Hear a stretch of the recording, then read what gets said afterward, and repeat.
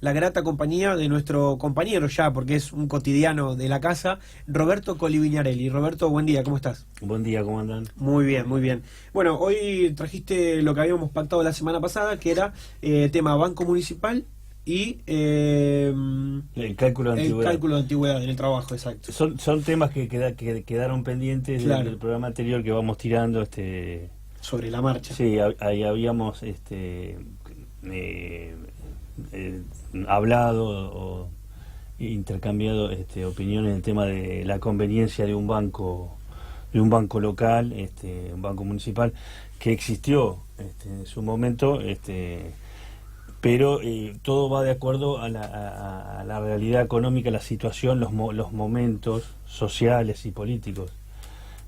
Por supuesto que cuanto más descentralizada está la actividad económica y la relación institucional con la gente, mejor. O sea, un banco municipal, no tenemos, de acuerdo a los estados municipal, provincial, nacional, diríamos, y cuanto más esto en análisis así económico y presupuestario, diríamos, de la participación o de la relación de las instituciones con el ciudadano, con el consumidor, de los estratos sociales, o sea, los estratos institucionales, nación, provincia, municipal, ¿no? Todos sabemos que el municipio tiene su organización económica, la provincia y la nación, y el ciudadano está.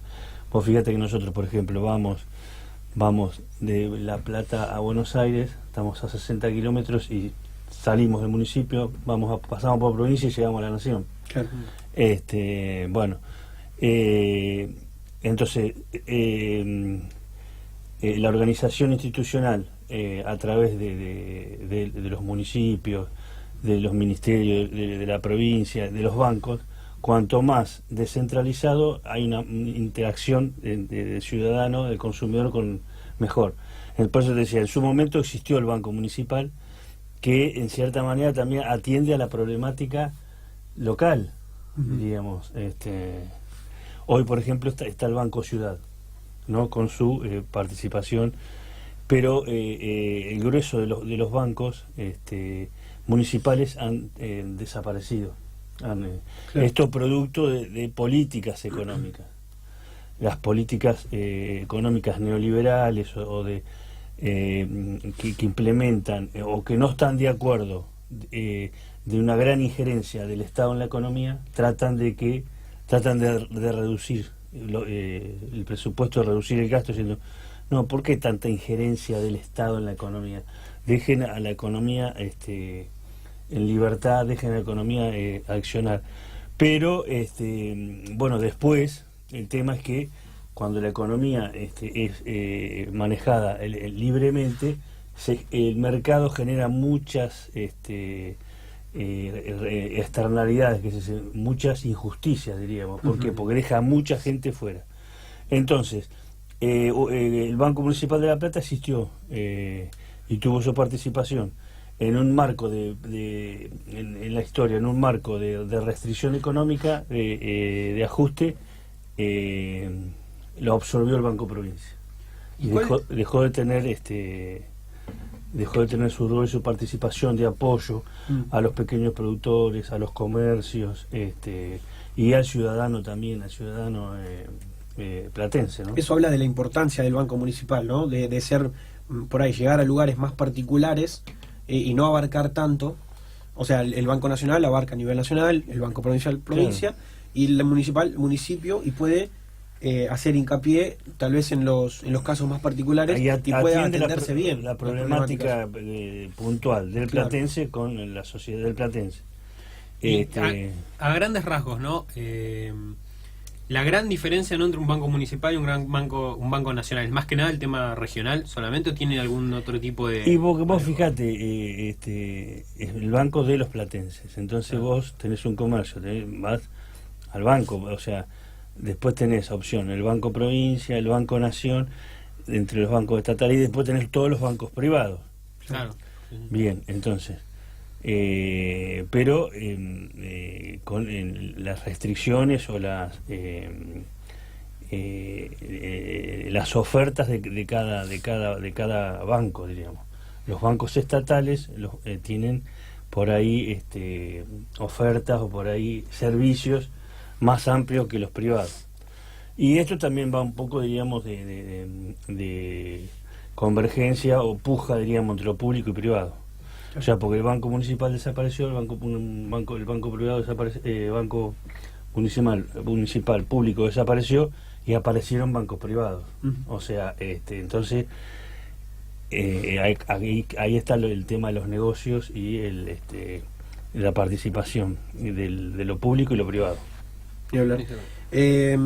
Es claro que este aporte que hace o que harían los bancos municipales tiene que ver con conocer cada región. No es lo mismo un banco nacional que tiene tal vez una idea que intenta abarcar la mayor cantidad de región posible, que un banco municipal que sabe cómo se maneja la economía del lugar, en qué situación está cada empresa o cada sector de La Plata. Entonces, no solo que se puede prestar más atención, puede ser más específica la respuesta, sino también puede ser más idónea, digamos, puede conocerse más y se puede actuar en consecuencia. Claro, porque por lo general una de las funciones de los bancos es prestar. Entonces yo voy con un proyecto de poner un negocio de indumentaria, un proyecto de fabricación de mates y eso, porque detecté que en La Plata hay una alta demanda de ese producto. Entonces, y lo presento. El banco lo estudia y conoce la realidad de la localidad y dice, si este proyecto puede andar, entonces te lo financiamos porque va a andar o puede andar. En cambio, si vos lo presentás por ahí a nivel provincial y eso, te imaginas, provincias son 135 municipios, por ahí se desdibuja el análisis de lo local, de lo regional. Esa es la función, por eso cuanto más descentralizada y cuanto mayor contacto hay entre la institución y el ciudadano, mejor. O sea que hoy no habría un banco municipal. No por producto de esto, de políticas. Claro. El Banco Ciudad no es el Banco Ciudad es de la Ciudad de Buenos Aires igual. Claro. En La Plata no hay. Sí, ahora hay una sucursal. Pero responde al de Capital. Claro, teóricamente es el Banco Ciudad, el banco de los capitalinos, diríamos. Claro. No corrió la misma suerte que el Banco Municipal. Se pudo mantener, pero en un momento, en la década del 90, donde vino también una oleada de política neoliberal y de que no están de acuerdo con que lo público sea grande o lo público tenga mucha participación, empezaron a buscar maneras de restringir la participación, ya sea de empresas de servicio como los bancos o empresas públicas en la actividad económica. Esa es una puja, una discusión. Parece que en La Plata lo lograron. Claro. Y otro de los temas que nos habías traído era cómo se hacía el cálculo de. Sí, la semana pasada también nos había quedado el cálculo, porque Rosario dice, no, pero yo tengo una compañera que se me queja porque dice, mira, tengo mucha antigüedad y no gano mucho, o sea, que la antigüedad no tenía mucha peso, claro, relevancia en la liquidación. La liquidación, la antigüedad es un ítem, diríamos, es un derecho que se ha ido adquiriendo a través de la historia, de las luchas sociales, de los trabajadores. Entonces la antigüedad por lo general es un porcentaje que se paga, porcentaje fijo y de acuerdo a los años trabajados, diríamos, ¿no? Eso en todos los ámbitos. No, hay diferentes maneras por ahí de calcular. Por ahí el sector privado lo calcula de una manera, el público, porque puede ser también un porcentaje fijo o variable, pero lo importante es que se calcula de acuerdo a los años, de los años que vos has trabajado. Pues justamente la idea es destacar eso, a mayor antigüedad, mayor sueldo, o sea, mayor remuneración. Lo que pasa, por ejemplo, esto se da mucho en los docentes. ¿Qué pasa? Ese cálculo del porcentaje En determinados momentos era un 3%, el porcentaje fijo por año. Se calcula sobre el básico, Eso. sobre el sueldo básico. Entonces, un 3%, por ejemplo, después se bajó también en esta etapa, diríamos, de implementación de políticas económicas. El neoliberalismo también está en contra o sea, al querer bajar el gasto público, uno de los ítems que se bajó en su momento, en la década del 90, fue el porcentaje de liquidación de la antigüedad. Se pasó del 3 al 1% anual. Claro. 1% sobre el básico. O sea que de 10 años de trabajo es un 10% extra del básico. Exacto, 10% sobre el básico. No. O un 30% sobre el básico. Pero ¿qué es lo que pasa?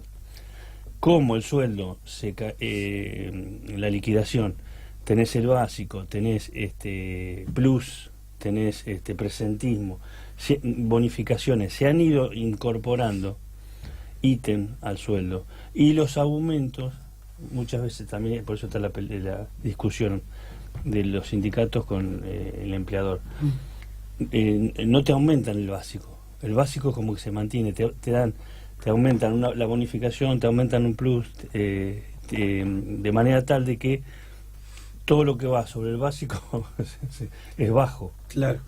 O sea, ese 1% se queda aplastado por la inflación, por así decirlo, y lo que te van subiendo son los extras. Claro, vos suponete, vos reclamás las discusiones paritarias, por ejemplo, reclamás, bueno, yo quiero que me aumenten el sueldo de acuerdo a lo que aumentó los precios, la inflación, ponele, 50%. Entonces tu empleador te dice, bueno, sí, pero no sobre el básico, te doy 30% en bonificaciones y presentismo y 20% sobre el básico. Claro, porque si aumenta el básico, después tiene que aumentar todos los porcentajes, tiene que perder más por el otro lado. Claro. En épocas donde los sindicatos han tenido mayor preponderancia y poder de fuego, los básicos han aumentado. En el caso de los docentes, por ejemplo, es frecuente escuchar que, por ejemplo, una categoría inicial, una docente nueva, tiene un buen sueldo, cobra un sueldo, y por ahí no hay mucha diferencia con una docente de que hace 10 años que está. Claro. Porque justamente por eso, porque el básico es muy bajo. Claro. Pero el sueldo de bolsillo, por ahí un cargo docente, no sé, está a ponerle 17.000 pesos. Donde el básico son, por ahí, el básico son 3.000, 4.000. Cobra 17.000 de bolsillo. Porque eso también es otra discusión que hay entre el empleador y el sindicato. El empleador te dice, bueno, pero cobras 17.000 pesos. Sí, bueno, está bien. Pero 17.000, pero tengo un básico de 4.000. ¿Por qué el básico también? Porque, entre otros los ítems, la antigüedad y los aportes para la jubilación van sobre el básico también. Y cuanto más básicos tenga, cuanto mayor sea el básico, después tu jubilación va a ser mayor. Entonces eso también en el cálculo, diríamos, del empleador, al sujetar, diríamos, el básico, o al acotar el básico, también acota la jubilación, porque bueno, está ligado, diríamos, está ligado, por ejemplo, en el Estado, vos sos empleado, después cuando te jubilás también te paga el Estado, o sea, es una manera de ahorrar un ítem para el gasto. Entonces la discusión está en eso. Si el básico es bajo, la antigüedad es baja. Claro. Por eso esta queja, que se siente más en los docentes. Pero después está la discusión, porque por ejemplo, un docente arranca con un sueldo, ponerle de un cargo de 17.000 pesos. Si tiene 2 cargos, son 30 y pico, o sea, ponele. ¿El cargo que es la materia que das, por así decirlo? No, cuando entras te toman como, el puesto que ocupás, como docente, entras como maestra, ponele. Y entras, y por ejemplo, ganás 17.000 pesos. Y por ejemplo, una docente con 10 años de antigüedad gana 19, 20. O sea, entras con un buen sueldo, diríamos, en relación. Claro, a lo que vas a ganar después con 10 años de antigüedad. Lo que está ganando, entonces ahí viene la discusión. Pero la antigüedad es baja. Entonces, bueno, ahí viene la discusión. ¿Por qué es baja? Porque se calcula sobre el básico y el básico viene muy bajo. Claro, postergado. claramente les conviene pagar bonificaciones, plus y demás, y no aumentar el básico y que todos esos porcentajes, y no pagar todos esos porcentajes que si el básico es más grande, serían más grandes. Claro. Entonces, no sé, poniendo números, haciendo un ejemplo, si te pagan 3.000 de bonificación y 4.000 de plus, en el mejor de los casos, 7.000 pesos te están dando, ¿no? Y tenés un básico bajo. Si te aumentan el básico, todos esos porcentajes van a aumentar, Claro. Directamente, y van a superar esos 7.000 que te dan en... Para el claro, Estado, no se entiende, pero- para el empleador es todo más caro. ¿Por qué? Porque después los descuentos para jubilación, para obra social, Claro. eso están sobre el básico. Entonces se aumenta mucho el básico, todas las transferencias, por ejemplo, del empleador hacia el ANSES, por ejemplo, o hacia la obra social, aumenta.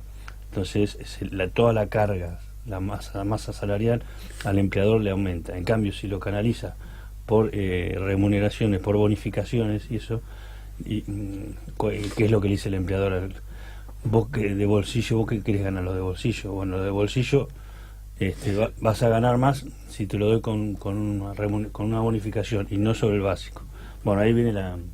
Y Roberto, ¿el Estado no puede tomar medidas en relación a esto? Entiendo que tal vez cada empleador busque la forma de sacar el mayor provecho posible y pagarle bien a los empleados, o eso es lo que uno cree o pretende. Pero a veces yo calculo que debe haber algún empleador que dice, bueno, cuanto más le pueda sacar y cuanto más pueda tener, mejor. ¿Hay algún ente que regule eso? No, son derechos, o sea, Claro, derechos pero... adquiridos. En la medida que el sindicato, en la medida que se va avanzando sobre los derechos, después es muy difícil retroceder. El tema es esta discusión, diríamos, que se da en todos los ámbitos, público y privado. El tema es el de lo de bolsillo, porque también está el reclamo de los descuentos, todos los descuentos. Entonces se aumenta el básico, también aumentan todos los descuentos y demás. Entonces vos fíjate que como empleado por ahí a vos te interesa que el básico crezca a futuro, pero en el presente, si vos querés cobrar lo máximo posible, entonces si el salario del bolsillo, lo que vos recibís, va con lo que vos pedís, ¿cuánto estás pidiendo? 50, o te damos 50. Claro. Sí, pero el básico, bueno, estamos dando 50 de bolsillo, ¿cuánto es? Hoy, entonces bueno, ahí está la puja también, y la planta de personal. Si la planta es medianamente joven, te van a aceptar y decir, bueno, dale, después vemos, más adelante vemos cómo el tema del básico. Pero básicamente es eso, y básicamente se da en los docentes. Que por ahí la antigüedad hasta los 10 años, porque después de 15, 20 años la antigüedad pesa, diríamos. Claro, Porque empieza a afectar. Y también nos habías traído temas de la coyuntura. Sí, bueno, a ver, nosotros como economistas además vamos siguiendo toda la actividad y la realidad económica, y la responsabilidad nuestra es transmitirla y comentarla y bueno, y ver cómo está la situación y qué nivel de éxito o de fracaso, o cómo se está implementando la política económica. Que nosotros ponemos mucho énfasis en eso, en la política económica. Por ahí parte de la población o del ciudadano por ahí no tiene muy en claro, o no se da cuenta, diríamos, y muchos dicen que tiene mucho que ver. Es muy importante el esfuerzo, diríamos, el esfuerzo cotidiano, lo que se habla de la meritocracia, diríamos, que es muy importante, pero también eso, con una política económica que te facilite las cosas, se nota mucho más, diríamos, porque hoy es cotidiano encontrar gente, dice, pero ¿cómo? Yo me esfuerzo, me levanto todos los días 6 de la mañana, me acuerdo, normalmente, como dice, me rompo el traste y voy para atrás. Bueno, esa que es la política económica, la situación.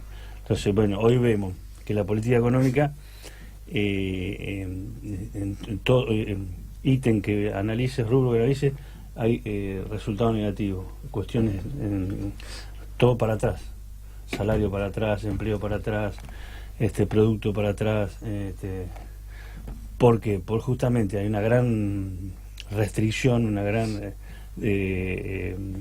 recesión en la economía, y bueno, lo vemos acá en La Plata, los comercios, la gente se restringe, y bueno, y aparecen datos. Por ejemplo, yo traje datos de la compra-venta de inmuebles en la provincia de Buenos Aires, datos del Colegio de Escribanos. La compra-venta de inmuebles cayó casi un 45%, midiendo el mes actual, abril de 2019, respecto a abril de 2018.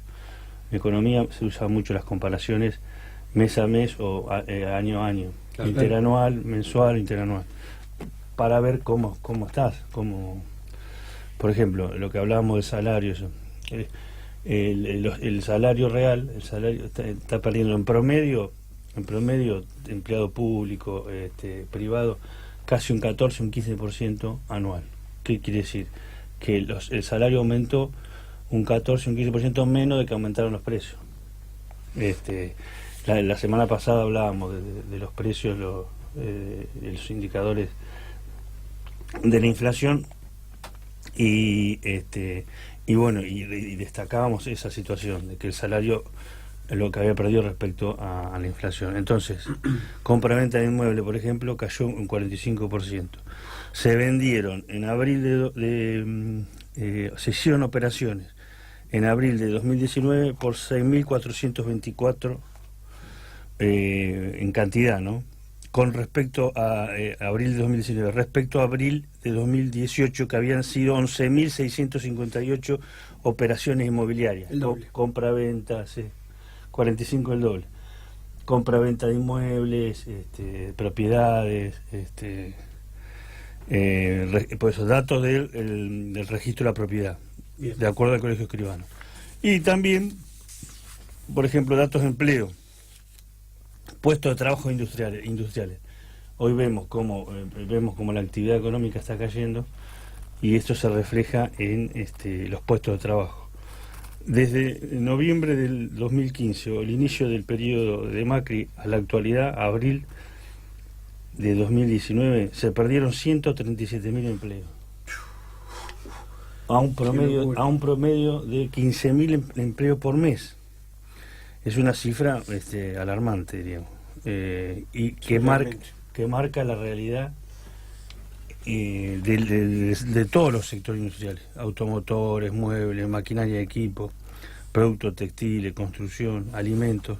Bueno, eso lamentablemente la situación es lo que la realidad. Roberto, ¿hay algún recurso que pueda usar el gobierno previo a las elecciones de octubre? ¿Hay algo, alguna decisión, algún proyecto, algo que pueda hacer para, no sé si revertir, porque a esta altura revertir creo que es complicado, pero sí por lo menos bajar un poco esa desesperación, sí, que tenemos los argentinos? Y es muy difícil porque, como te decía, el gobierno tiene una orientación, tiene un dogma económico y una teoría económica, y ha implementado esa teoría y no le ha dado resultado. Por ejemplo, claramente en el combate de la inflación, el actual encuadre y esquema económico y política económica tiene un paradigma teórico, que es a la inflación se la ataca a través de la cuestión monetaria, de la restricción monetaria. Si se restringen medios de pago en la población, si se restringe esto, si cae, va a haber menos demanda y los precios van a caer. La restricción monetaria, el apretón monetario ha sido constante y los precios no cayeron, los precios siguen subiendo. Entonces, claramente no era el camino para eso. Exacto. La teoría no responde a la realidad. Entonces, tenés que cambiar. Pero ¿qué pasa? Cuando vos tenés un dogma y una formación de una determinada manera, es muy difícil aplicar otra. Por ejemplo, han tratado de implementar hace 15 días, 20 días, los precios esenciales, que es una manera de control de precios, de acuerdo de precios, que no va en el encuadre teórico de ellos, de su formación, de su escuela económica. Claro. Y es una medida... un poco lo que estaban en contra, ¿no? Eso Exacto, si toda la vida criticaron eso, y dijeron ese no era el camino era por acá, y ahora recurren a eso, y una medida tibia, que todo el mundo se da cuenta. Pero si esta gente no está de acuerdo con eso, ¿cómo? Bueno, es como que... Claro, no claramente lo hicieron porque no les quedaba otra. Están desorientados, están... bueno, entonces, a tu pregunta, Franco, es muy difícil cambiar. Y bueno, o sea, cambiar en el medio del río, digamos. Claro. Es muy difícil, y cuando vos has pregonado toda la vida de una manera... es muy difícil. Entonces, bueno, aparece la oposición con otras propuestas. Vos fíjate que la oposición de ambos, de las diferentes vertientes, diríamos, están proponiendo casi lo mismo: acuerdo de precios, concertación social, sentar a todos los sectores empresariales, trabajadores, la iglesia. ¿Por qué? Porque como que... Y todos están un poco de acuerdo. ¿Por qué? Porque todos están perdiendo.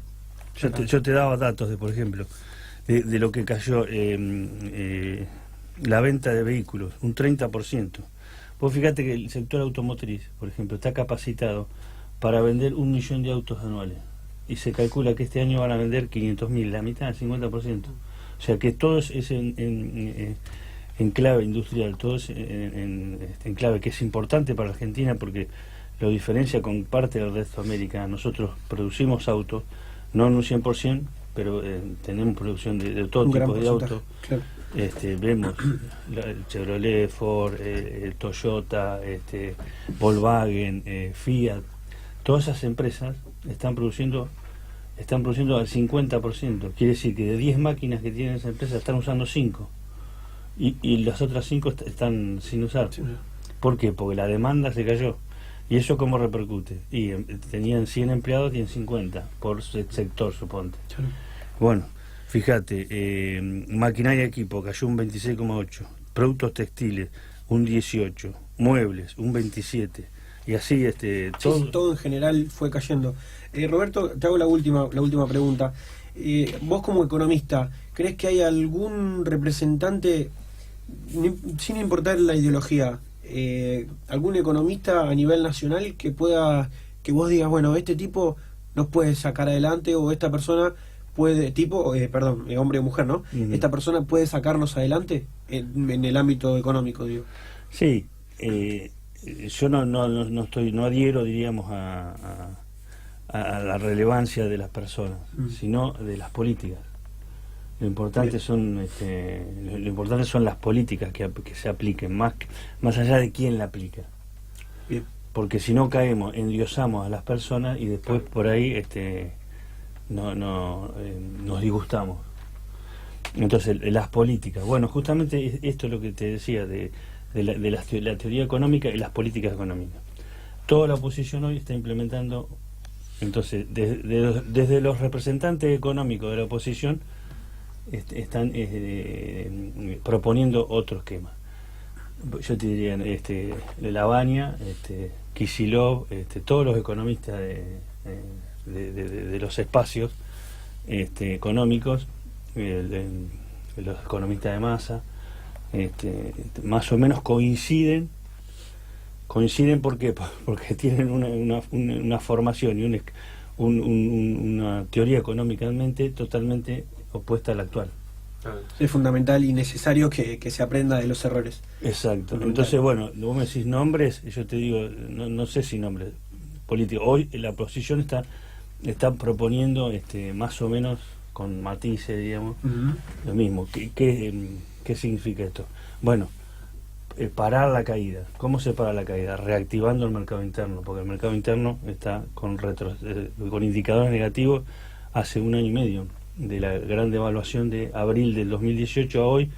Toda la actividad económica y básicamente todo el mercado interno ha decrecido. Entonces, el objetivo central es parar eso, retomar la iniciativa del mercado interno, porque, a ver, si el mercado interno se hubiera detenido y hubieran crecido las exportaciones, si hubiera mejorado, digamos, la actividad comercial atrás, pero cayó todo. Caen las exportaciones, caen las importaciones, la balanza comercial mejoró pero muy poquito, O sea, la economía no reacciona. Entonces, la propuesta de la oposición es reaccionar la economía a través del mercado interno en un primer intento. Después vendrá la sintonía fina, diríamos, de cómo se avanza por sectores. Ahí puede llegar a haber diferencia entre los equipos de la Baña y los equipos del kirchnerismo, pero básicamente, ya te digo, básicamente el núcleo entre los economistas de la Baña, Massa y Kicillof, los equipos del kirchnerismo, no hay grandes diferencias en cuanto a cómo se recupera la economía. Ni hablar, excelente. Roberto, muchas gracias. Una nueva clase de economía acá en Realpolitik. Bueno, nosotros vamos a una pausa, ¿te parece? Dale, y en un ratito volvemos con más.